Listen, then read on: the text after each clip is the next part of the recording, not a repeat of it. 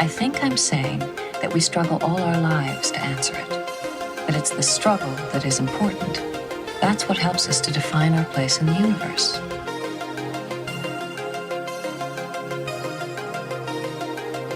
This is Beverly, Dr. Beverly, Dr. Beverly Crusher.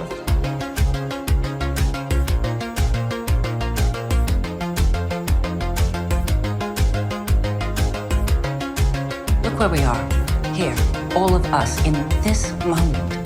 So let's do what we spent our entire lives learning to be great at.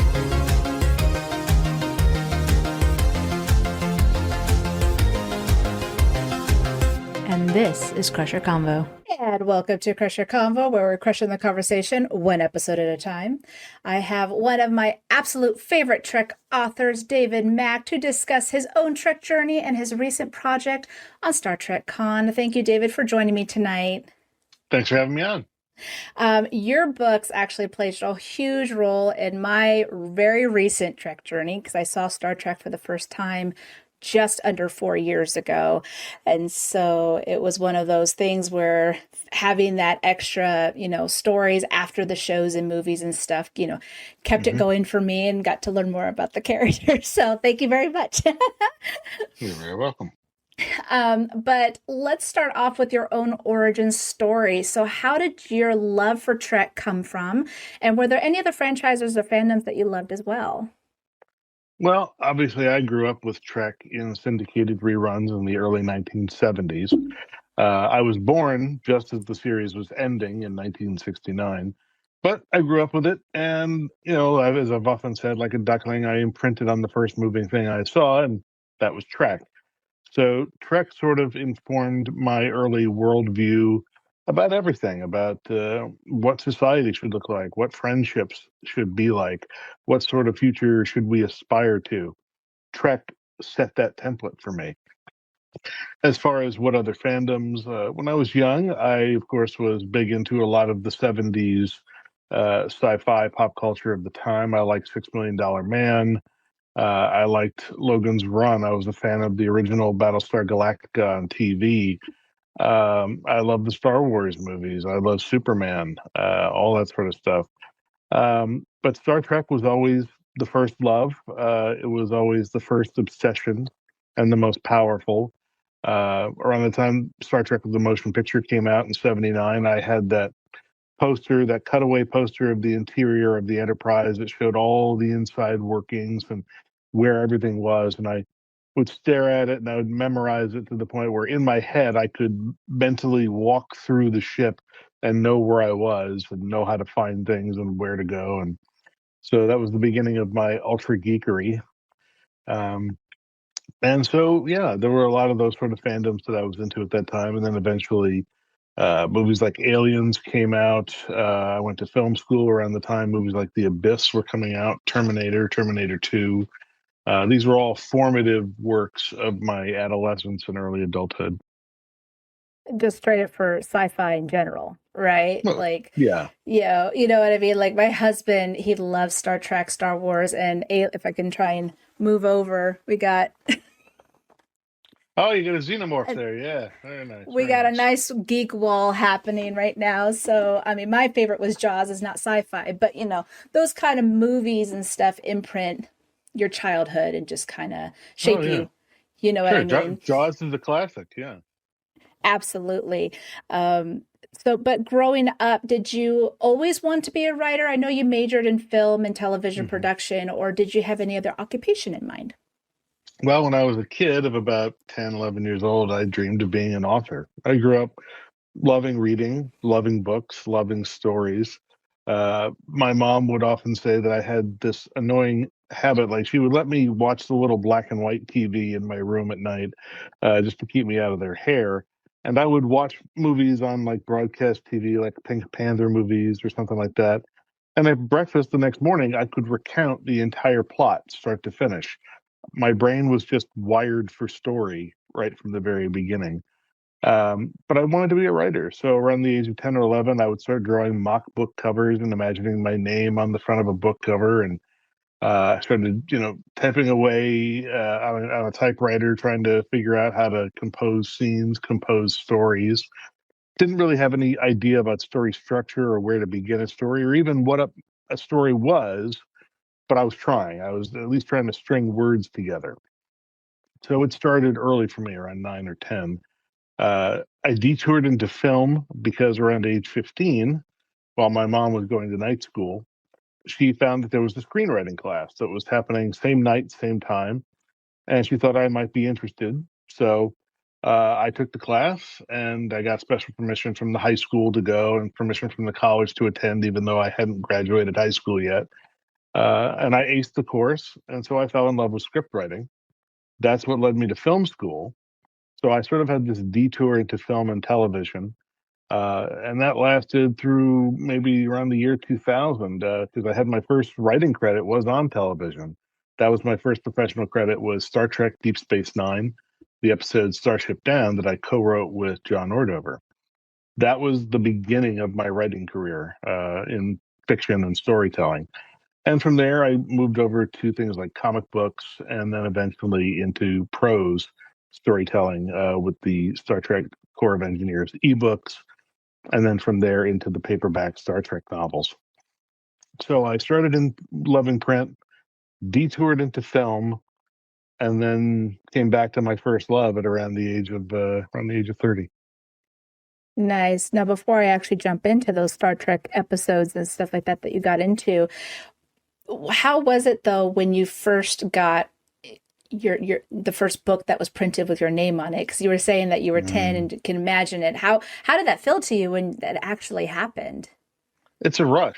I mean, it's one of those things. The first book that ever got printed with my name on it was the Star Trek Starfleet Survival Guide. Wasn't a work of narrative fiction per se, but it was a manual set in the fictional technology of the Star Trek universe. And it was about how to survive extreme situations and deal with weird technologies, creatures, etc., that could only happen to you in the Star Trek universe. And it was modeled on a book that was very popular at the time called the Worst Case Scenario Survival Handbook. The Star Trek folks wanted to capitalize on the success of that title. So they concocted their own, and one of the editors, a woman named Margaret Clark, was sort of supervising the project. She had a junior editor named Jessica McGivney, who was sort of handling the editorial trafficking work and sort of putting it all together. She had hired a really great artist, Timothy Earls, who's done some work for Star Trek Picard and other iterations of Trek on TV. And so they had an editor and they had an artist. What they didn't have was a writer. And on a recommendation from Margaret, Jessica reached out to me. I said, yeah, I'll take that gig. Sure. I'll write a book. Let me get this right. I don't have to pitch the book. It's already approved. I get paid for writing it and my name goes on the cover. Yeah, I'm in. So I took the gig, got an agent, signed the contract. And it took a little while. I wasn't really prepared at that point for just how slow the publishing wheels are. It takes a long time to go from concept to physical printed book. I was used to TV where everything moves much faster. But eventually I adapted to the new pace of things. And that first time holding that copy, that red book, Starfleet Survival Guide, and there's my name right on the bottom. And I was just like, there it is. That's a book with my name on it. And that's how it all began. Dream come true, right? Yep. So going back to Star Trek, though, it says you tried to pitch stories for Next Generation and Deep Space Nine before you did get Starship Down, and also you had the story idea for It's Only a Paper Moon. Was there a story that you wish had gotten picked up? Oh, of course. There's always so many that All you of wish. it? I mean, all of it. I mean, the goal at the time was to so impress these folks at DS9 and Voyager and sell some freelance scripts, not only to pay off my debts and pay some bills, but to get a staff job. The dream was to get invited to come on the staff and move to LA. Well, that never happened for reasons beyond my understanding. John and I made 2 sales, or 3 sales right off the bat. We made our first sale to Star Trek Voyager. We sold them a story that ended up never being produced called Sick Bay. And based on the strength of that, We then had a meeting by phone a few weeks later with DS9. We sold Starship Down right off the bat, a few pitches in, and we pitched them what eventually became Paper Moon, but it started out as something very different. In a way, I wish we could have done that original version. The sick bay idea for Voyager, I wish that had gotten made. It would have been really great, a really tense episode, all in real time. The idea is that you see the entire episode from sickbay. You never leave sickbay. The whole thing from opening titles to the end, you never leave sickbay. So you're seeing everything the way the Doctor and Kes see it when the ship is under fire, on the run, getting its ass handed to it. People are coming in, wounded personnel cycle in and out. You've got to learn to do combat medicine where you treat the least injured people first to get them back on the line. And really, really badly injured people, you got to let them die, because the time you'll spend on them, you could have put 5 people back on the line to save the ship. So combat medicine is the total inverse of regular emergency medicine. And Kes would have just freaked out. She'd have lost her stuff over this. And we had this great bit where near the end, Neelix comes in gravely, critically wounded, and she's being told by the Doctor, you gotta let him go, and she won't. And so they're trying to operate on Neelix, and the ship gets hit, and the Doctor's program goes out right after they've cut Neelix open. So Kes would be left standing there in the dark, holding a laser scalpel. The Doctor's gone, and her lover is cut open on the table in front of her, and we smack the commercial. And then they eventually get the Doctor's voice back. That's all they can get. And so the Doctor voice, as a disembodied voice, has to talk Kes through surgery. And she has to perform surgery. It would have been awesome. It was inspired Absolutely. it was inspired by an episode of MASH where it all takes place in the operating room while they're being shelled by artillery. That was the Oh, I inspiration. remember that. Yeah, that was the inspiration. So we had that inspiration. And then the other idea I wish we could have made, the original version of what became Paper Moon, was much lighter. It was, again, another one of these bottle episodes. As a freelancer, you learn to pitch bottle episodes back in the 90s. Bottle episodes mean it takes place on standing sets that they've already built. You're not going to ask them to build any new sets, minimal special effects, minimal guest stars. You're keeping it tight, and you're spending as little money as possible, and you're shooting as fast as possible so that the time and money they save on your bottle episode, they can spend on their big episodes that are written by the production staff.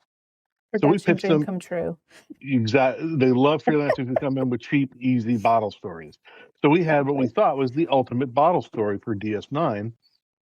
Everyone Comes to Quarks, which is a play on the title Everyone Comes to Rick's, which is the name of the original stage play on which the movie Casablanca is based. Well, the idea here is that we set it up like an episode of Cheers, where you have multiple interleaving stories, and everything happens in Quark's bar. Every scene, every moment, except for cutaways to stock footage of the station to show passage of time, the whole episode would take place in Quarks. So you only have to light the one set, and then you're done. You're shooting there for the week. And there's about all these interleaving stories.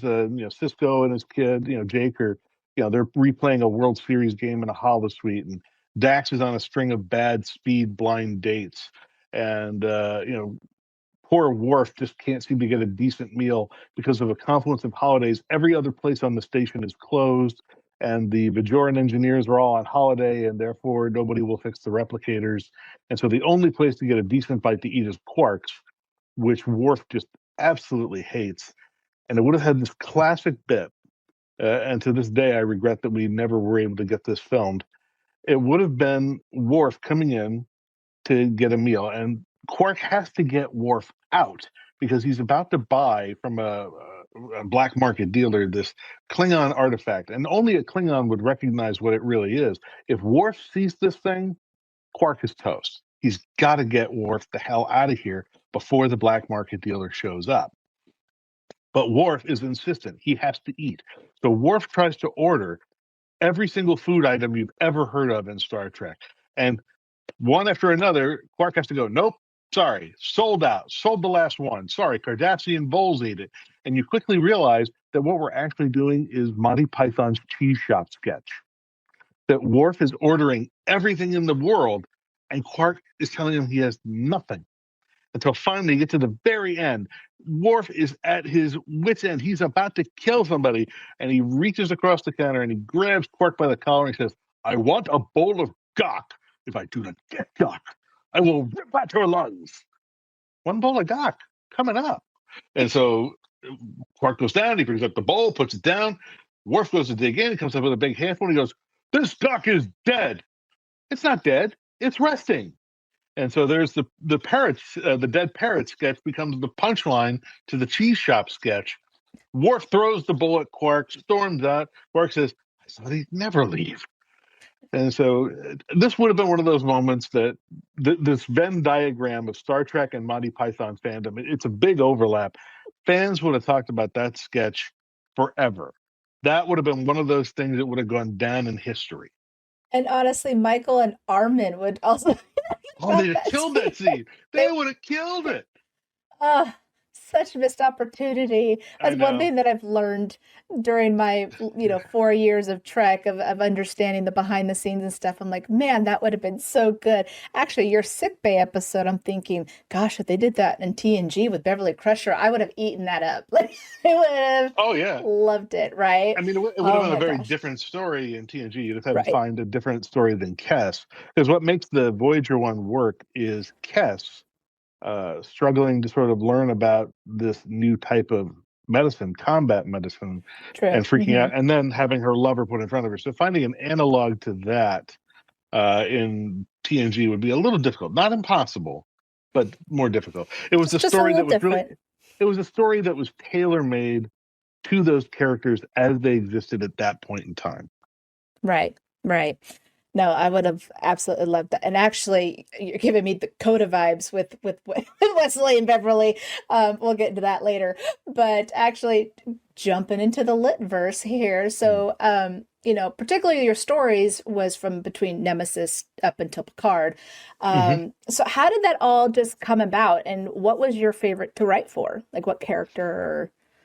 Well, I mean, my favorite characters to write for are the ones I created in Star Trek Vanguard. Which is a series that runs parallel to the original series era, 2265 to roughly 2269, with a little bit of a prologue before and a little bit of a epilogue after.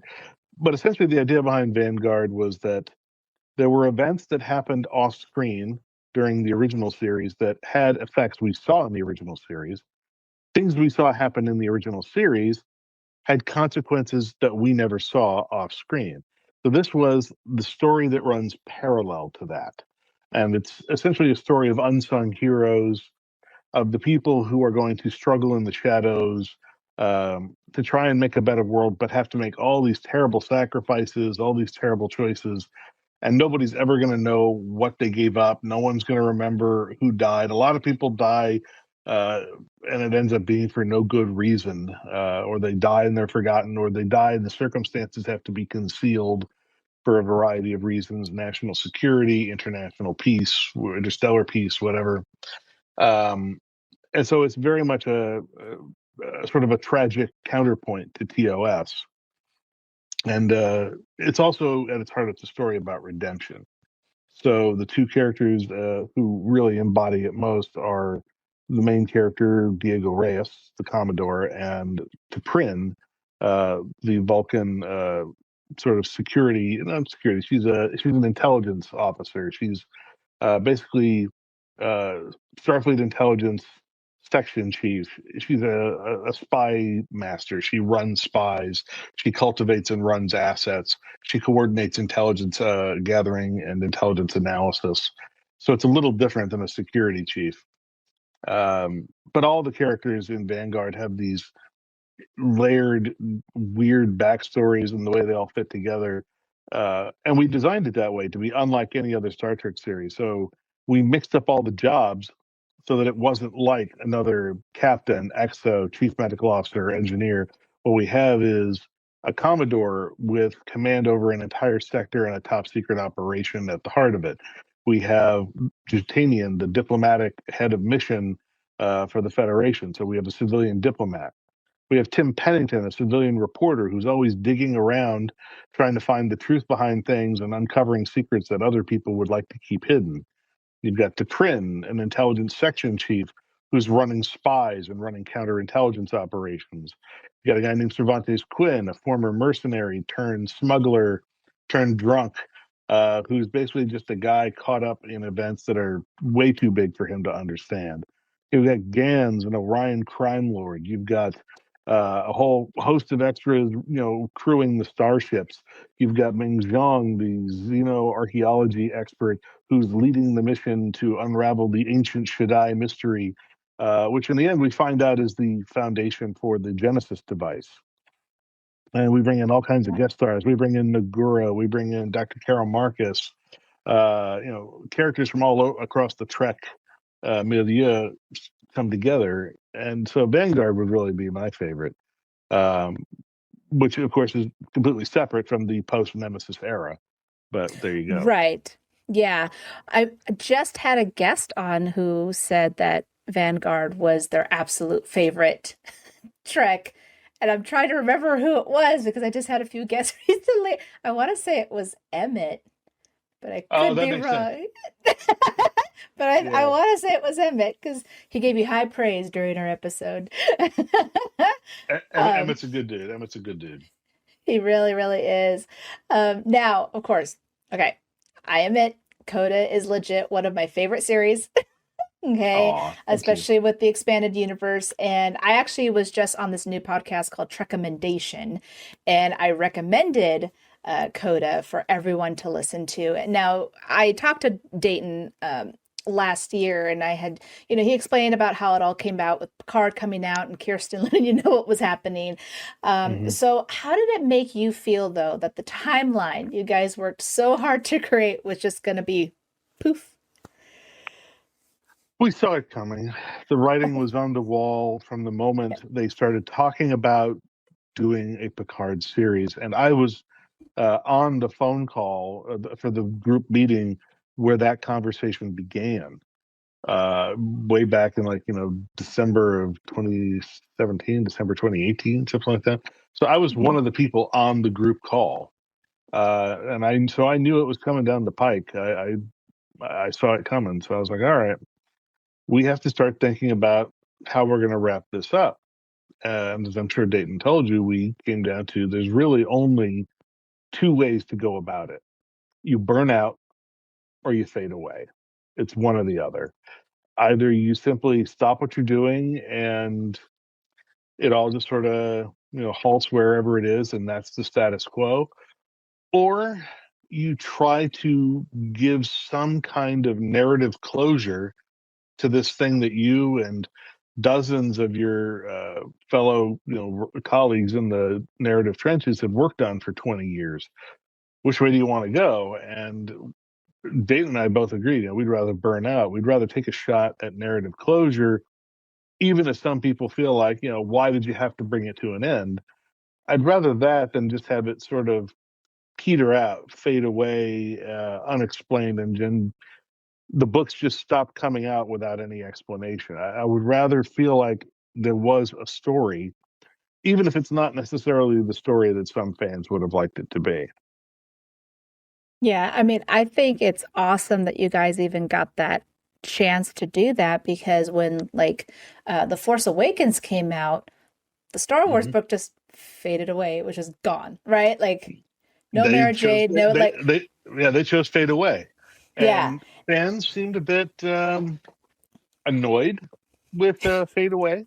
And I'm like, well, there's really no right answer. Someone's always going to be angry no matter what you do. So if they're going to be angry at us, let them be angry at us for something we've done instead of something we didn't do. Let there at least be a job attached that we got paid to write, and they can be angry at us for that, and we'll have gotten paid. As opposed to them being angry at us, and we haven't gotten paid. So I chose to get paid and have people be angry at me. Absolutely. I would have done the same thing, but I feel like it just gave those stories closure, which is what the Star Wars fans didn't get with that whole, the expanded universe was huge in Star Wars and it was just gone, I know. Yeah. So yeah, it was because I listened to most of it at work. And I remember when I was first listening to it, and of course Dayton's book is the first one, and old Wesley shows up and then dies, and I'm like, what am I listening to? The emotions are already kicking me, and I'm like, I got 2 more books. I was like, what is going on? But that's what fans love. Like when you love these characters so much, and you're hearing these wonderful stories that you could just see happening, in your mind. That to me is the beauty of the imagination, and just continuing with those stories and just loving the characters even more than you never thought that you could. Mhm. So absolutely love that about Coda. Now, you were a creative consultant for Lower Decks, and you did Mhm. work on Prodigy, and now Mhm. you co-wrote Star Trek Con. So I'm a huge fan of audio dramas. Like, I love audio dramas, and so this was a delight. Now, how does it feel, though, to write for such amazing character stories outside of the litverse? Well, I mean, it's a different set of challenges as a writer. When you're writing narrative prose for a novel, you have complete control of the setting. You can go inside a character's head. You have access to all 5 of the senses in how you write a scene. When you write for audio drama, you're writing strictly for the ear. That's it. You don't really have much of an opportunity to appeal to other senses, except as you are able to plant the idea via dialogue or via sound. So it's a very different challenge. You have to think in terms of, playwriting almost. I mean, you saw this in, going all the way back to the earliest days of stage drama with Aristotle and Socrates and Plato, and you see it even in Shakespeare. Because of the limited ability to build sets and the rather Spartan nature of stages throughout most of history, you have dialogue where characters will say, what a fine morning this is. What a great day for a walk in the woods. And boom, you've got your setting, and they might give you some sensory details. Uh, and it's like, why are you narrating the obvious? Well, because if we don't, you don't know where the hell we are. That's why. So you've got to narrate the obvious sometimes in order to make audio drama work. And it depends, on how complex the environments are. It helps to have, what they call distinct sonic environments. So an engineering area sounds different than, say, sick bay. You have exteriors that have a different kind of sound. You can have underwater. You've got caves. Uh, so you have to think in terms of sonic environments, and also distinct character voices, not just in terms of how they sound, not just their accents, but how they speak, the words they would choose. Does someone have a terse way of speaking? Do they tend to have long, recursive sentences that bend back out of themselves, like Jed Bartlett in The West Wing? Are you talking about, someone who's almost monosyllabic? Do you have someone who mostly would pick Germanic terms as opposed to Latinate terms? You have to think about these things as you try to figure out what's going to make one character's dialogue sound distinct from someone else's, even if, say, the 2 actors unfortunately have voices that are a little similar in terms of their sound. You've got to find some way to distinguish them. So that was one of the things I was thinking about. But in terms of the characters, writing for the characters is really not that different. I mean, you have to get inside their head. You got to figure out what it is they want, what is in their way, what are they willing to do to get it. How do the characters play off of each other? How does what Marla wants and needs versus what Khan wants and needs? How do these wants and needs come into conflict? How do these 2 people change each other? Marla has to change and grow in order to rise to the challenge of being Khan's equal on SETI Alpha 5. But Khan, likewise, has to engage with Marla, and he has to grow and be willing to change and adapt to a new situation and adapt to the skills that she's trying to share with him to make him a better leader in a situation he's never faced before. On SETI Alpha 5, he's no longer in a position of having to conquer. This is not Earth, where he and a small group of supermen are up against billions of human beings who don't want to be ruled. This is them given an opportunity to conquer a wilderness and build their own empire together as brothers and sisters. This is a challenge unlike any he's ever faced, and his old leadership skills are not necessarily the right ones for this job. What he needs are the skills and mindset that he's going to learn by engaging with Marla and treating her as an equal and learning to respect her viewpoint as a more evolved human of 2 centuries, down the road. Um, so in terms of the characters, I mean, that was really the issue, was learning to see how they're going to evolve and grow because of their effects on each other and in the larger scope of the whole cast, one another. Absolutely. Yeah, I loved the story. I loved where you guys went with it, and just it made, now if I go back to watch Wrath of Khan, I'll be like, I get it. Like I see it, I understand it. I'm like, okay, I see now where Khan is coming from. So that's what I really enjoyed about it. Now, would there be any story that you would want to do as an audio drama, like maybe Beverly Crusher's 20 years of missing? Um, I've already talked to Dayton. I was like, write a book. We got to know what she did for 20 years. But besides that, is there anything else that you'd be like, this would be a good audio drama story to tell to the Trekkies out there? There are a number of stories that Kirsten and I have talked about wanting to work on together, but we haven't really settled on one. There are some that she thinks would work that I think are not really going to adapt well to audio. There are some that I want to work on that she's not sold on in terms of their appeal to the mass audience. We both would like to work on a new one together, but it depends on how this one does in terms of viewership. We know that from a critical standpoint, a content standpoint, the folks at CBS and Secret Hideout are really happy with what we've made in Con, and fans seem to have really enjoyed it. We don't know yet whether it's going to be deemed successful enough that we're going to be asked to make any more. That happens at a level way above me, so nobody tells me anything. So I don't know yet if they're going to commission more of these.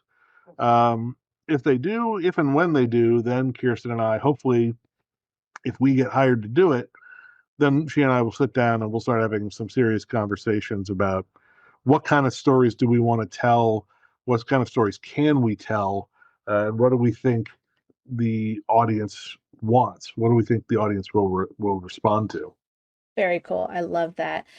Now, since this is a Beverly Crusher podcast, what is it about her character that you'd love to write about? And is there anything you would want to write about of her in the future? I mean, I always liked writing her relationship with Picard and the way she challenged him. And the fact that it was very obvious that these two were sort of clearly meant to be together. She was in many ways his moral touchstone.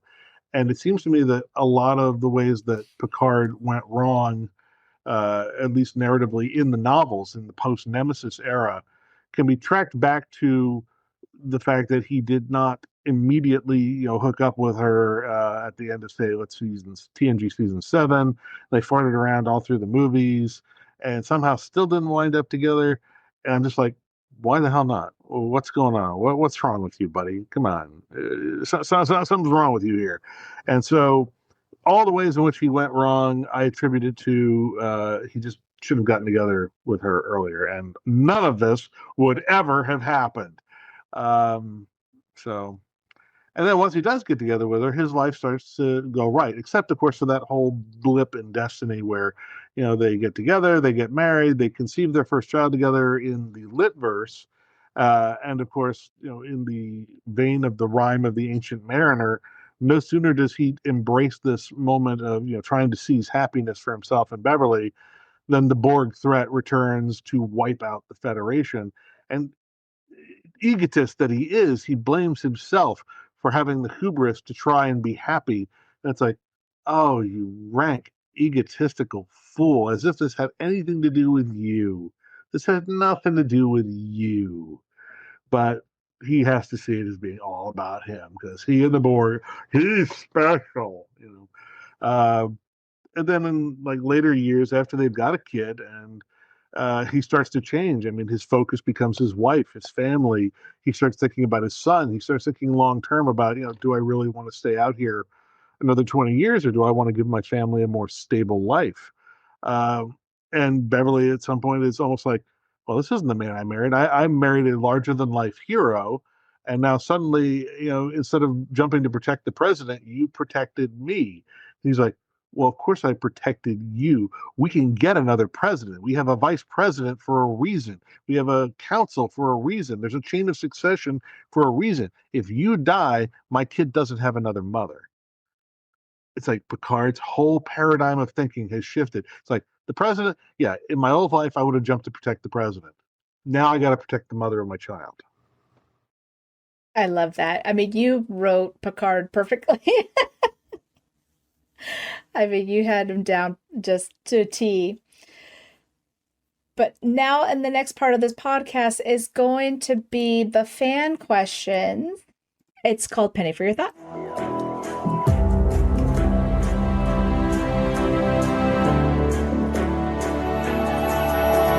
Penny for your thoughts. All right, I have Tim from FSF Podcast. You were on his podcast, but unfortunately you didn't get to meet Tim because he was becoming a grandfather at that time. But this was a question that he had for you. Star Trek has always stood for diversity and inclusion. What is your favorite Trek story that you feels best demonstrates what Trek stands for and gives us hope for humanity's future? The message of Trek really comes through beautifully. There's a first season episode of DS9 called Duet. And in it, you have Kira challenged with this, meeting up with this figure who apparently is a war criminal from her time in the Bajoran resistance when Bajor was occupied by the Cardassians. And there's this back and forth, is he really the war criminal, or is he, who he claims to be just the war criminal's clerk? And it goes back and forth and back and forth, back and forth. And eventually it comes out, spoiler alert, that he is in fact the clerk who has had himself surgically altered to resemble the war criminal, because the war criminal died without ever facing justice. And the clerk was so profoundly disturbed and emotionally damaged by what he witnessed and by the fact that nobody was ever going to pay for these crimes, that he was willing to pay for them in proxy, if no one else was. If nobody else was going to take responsibility, he was going to take it. And Kira, when she figures this out, she realizes this is actually a good man, that he doesn't deserve this. And then as she's walking with him on the promenade at the end, another former member of the Bajoran militia who doesn't know the whole story, who doesn't know who this guy really is, thinks he's the war criminal, stabs the guy, kills him. And Kira has to hold the dying Cardassian guy as he's bleeding out on the deck, and she's like yelling at this Bajoran assassin. She's like, he wasn't Eamon Maritza. We established he's not Eamon Maritza. What's wrong with it? And he says, he's Cardassian. That's reason enough. And she's like, no, it isn't. And it's like, this is a breakthrough moment for Kira, who up to this point has been just as guilty of racial animus as many of her countrymen, and with good reason. But in this episode, she is forced to confront her prejudices, her pain, and see that there is the possibility that not everybody is monolithic among the Cardassian people, that there were people among the Cardassians who were morally opposed to what happened, just as she was, who could have been her allies. And she has to learn, she basically grows as a character. She starts to grow beyond her own prejudices and to realize how painful it is to see that some of her countrymen have not. And it's a very moving episode, but I think that what I love about it is that it goes to the heart of Trek, which is, it's not enough to say, well, one day we're going to have a better future and we'll all get along and won't that be great? It's, you want that better future, you got to work for it. You have to confront your own beliefs. You have to confront your own prejudices, your own hatreds, and you've got to move past them to see people as they are, not as you think they are, and to try to find the diversity in them, try to find the good in them by showing them the good in yourself. And that episode, I think, really gets to the heart of it in a very powerful and poignant and tragic way. But that's the way that lesson sometimes has to be taught. Absolutely. Duet is a favorite of mine, and it's a favorite among a lot of people. So Beautiful I episode. love that. It's a beautiful episode. Yeah. Next question comes from Following Films podcast. How do you balance staying true to canon when introducing bold new ideas or character developments? And has there been an idea you couldn't do due to the limitations of continuity? Okay, I mean, with canon,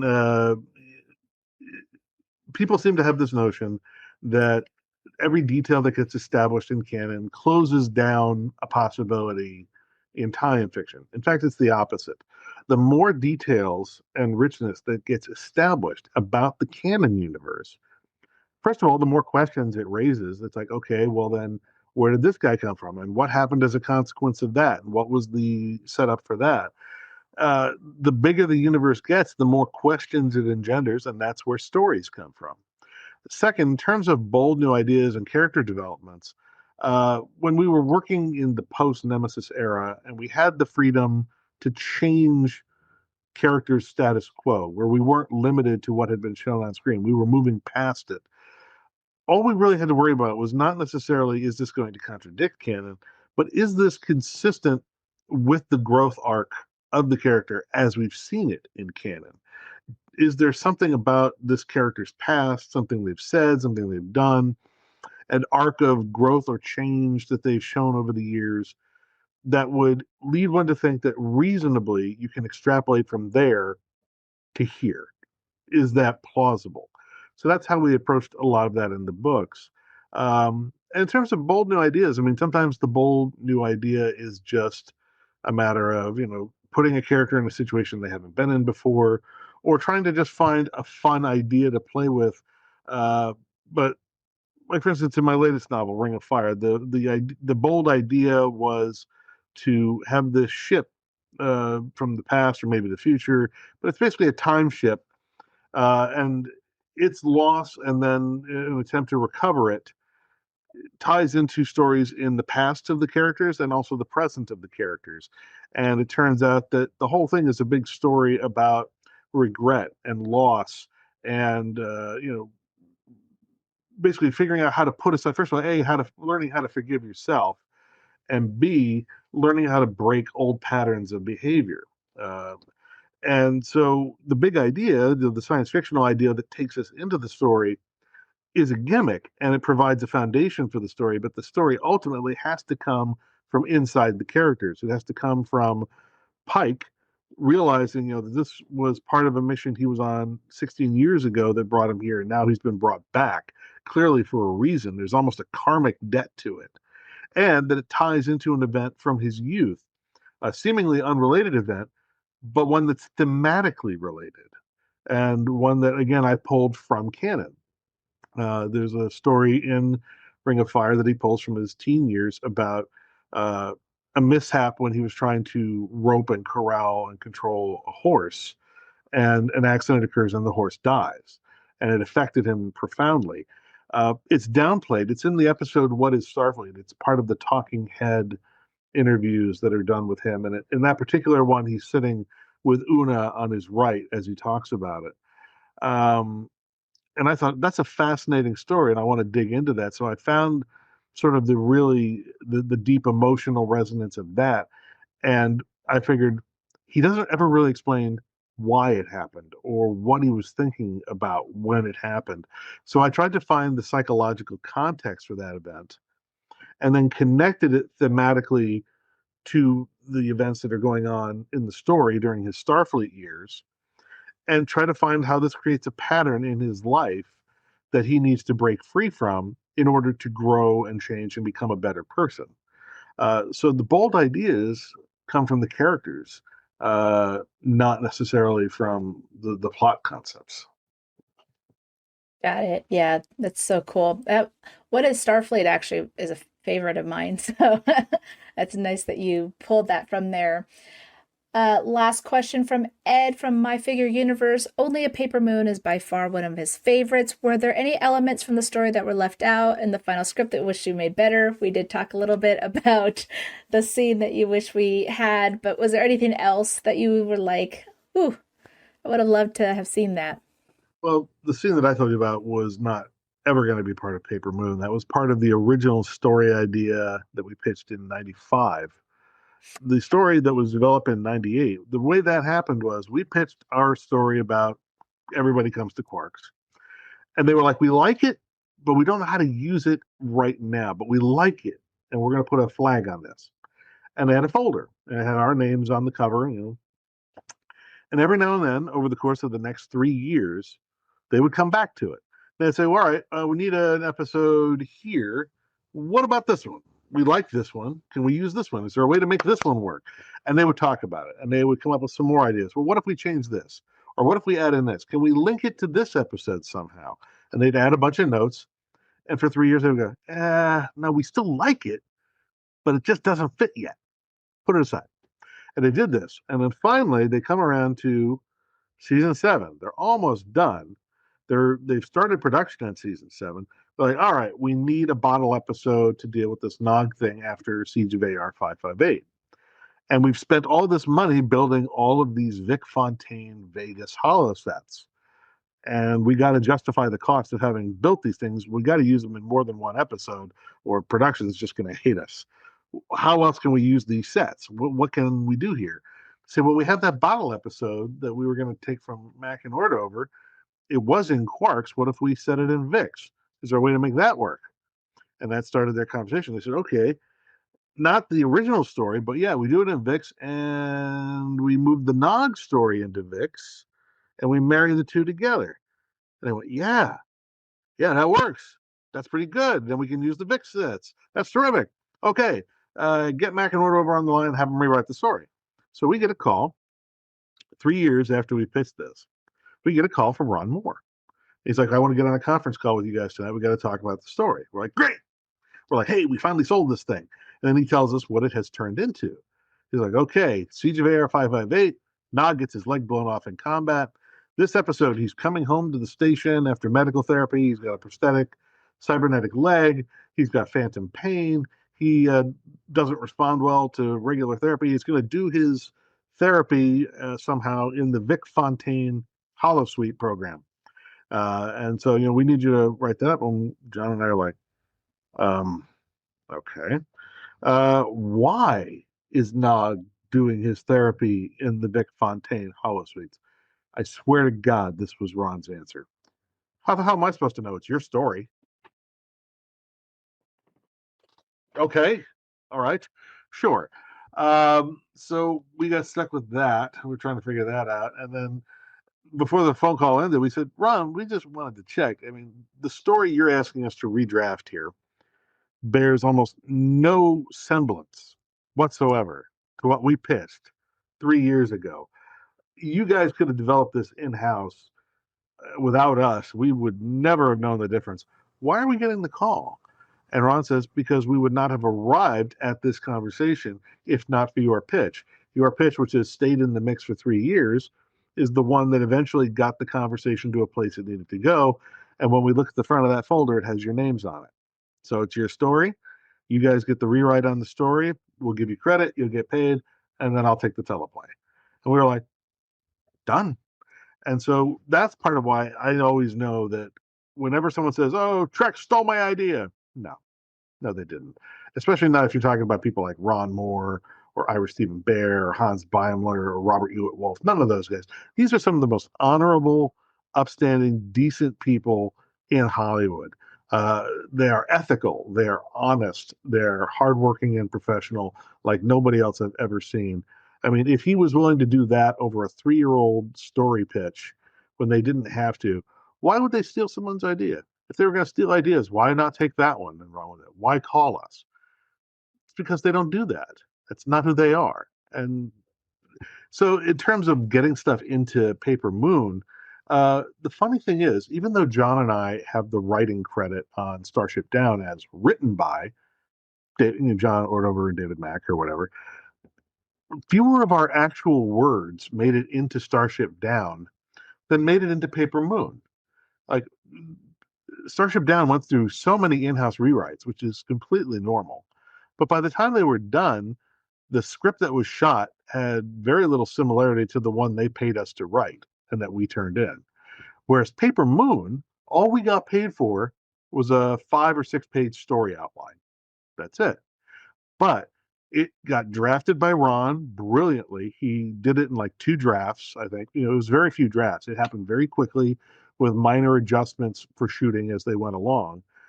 As a result, more of what we put in the outline, word for word, came out on the screen than did in Starship Down. Even though we only have story credit, more of what John and I did, more of our actual work, made it into the episode than it did on Starship Down. So TV writing is a funny thing. And there's really nothing I can think of that I would want to put into Paper Moon that isn't there. Uh, it's beautifully balanced. It's beautifully executed. Aaron Eisenberg knocked it out of the park, as did James Darren. Everybody was great in it. It's one of those episodes I continue to get, fan mail from soldiers overseas who are binge watching DS9 just now. And, here it is. It's almost 30 years later. And it is still a profoundly affecting work because it speaks to the life of many soldiers who have, lost friends in action, or who have had friends who had to go, leave the service because of loss of limbs in combat or due to accident, in action or in service. And so it's one of those things that it was one of the more important things I worked on. And when I wrote it, I was drawing on some of my own experience from my youth. I was in a pretty bad car accident when I was 21, and I spent about 6 months learning to walk again. So I was particularly empathetic to Nog's story about losing a leg and having to deal with things like phantom pain and learning to walk and basically getting over the loss of invincibility, the loss of that illusion that you are immortal and invincible because you're young. You have that sudden realization, if this can happen to your leg today, it can happen to your head tomorrow. And I had lived that, so I was able to bring that to the story, and then Ron brought it to the script, and then Aaron brought it to life. Wow, that's great. Dave, it was so great speaking with you tonight. Let everyone know where they can find you and if you have any new projects or anything you want to pitch. Well, you can find me at my website, davidmack.pro. That's David Mack, M-A-C-K, .pro. And that's my official website. It's got new releases. Anytime I have something new to announce, it'll probably wind up on the front page of that. If you ever have a question about whether I wrote something or whether the comic book guy who have the same name wrote something, you can check my website. If it's not on my website, I didn't write it. So if it's like comic books, if it's Kabuki, Daredevil, it was probably him. If it's Star Trek, if it's a novel, an audio drama, it's probably me. But check my website. I've got a whole list of official credits. If you want to follow me on social media, where I'm incredibly foul-mouthed and opinionated, just like everybody else, I'm on Blue Sky at davidmack.pro. It's a self-verified website, and it's also a recently Blue Sky verified account. So you plug it in. There's also davidmack.com on Blue Sky, which is also me, but that's a work-only feed. No politics, no personal crap, just work-related books, stories, sales notifications, things like that. So if you want the Trek news and the information about my titles, but you don't necessarily want to see my particular flavor of politics or personal whatever coming through your feed all the time, you can use davidmack.com. But assuming you're in this for the whole Megillah, davidmack.pro is my official Blue Sky account. Awesome. Great. Thank you so much. Appreciate and hope everyone has a wonderful night. Live long and prosper. Thanks, guys. Bye. Crusher out.